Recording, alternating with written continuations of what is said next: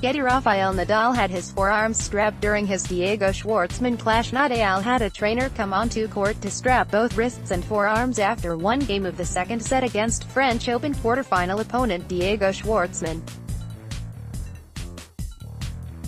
The Spaniard showed no outward signs of a problem but did have wrist surgery at the end of 2016, and this latest treatment sparked fears he might be forced out of the tournament prematurely.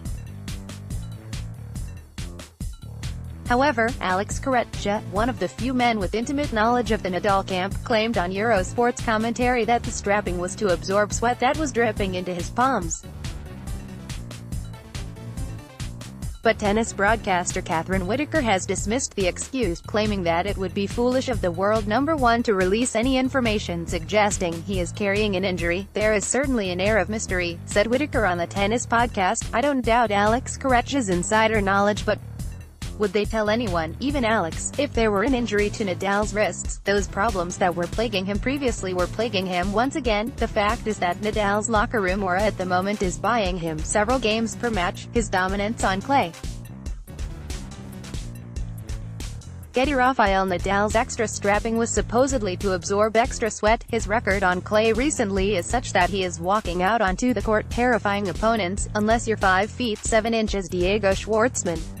Giving away any of that locker room aura is not advisable. Second of all, he can probably, not definitely, still win this tournament with a bit of an injury. Why give anything away? I don't know either way, but I think if it were an injury, we wouldn't know either. Nadal looks on course to win a remarkable 11th French Open title, with only 2 men having ever beaten him at Roland Garros.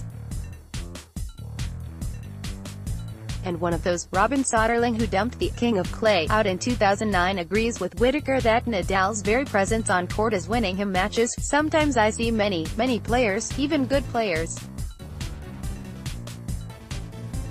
You know, top players, they go on the court against Rafa on clay, or Roger on hard court, or any other surface, and you can almost see that they don't really believe 100% that they can win. They hope that they will win, but they don't really believe in it."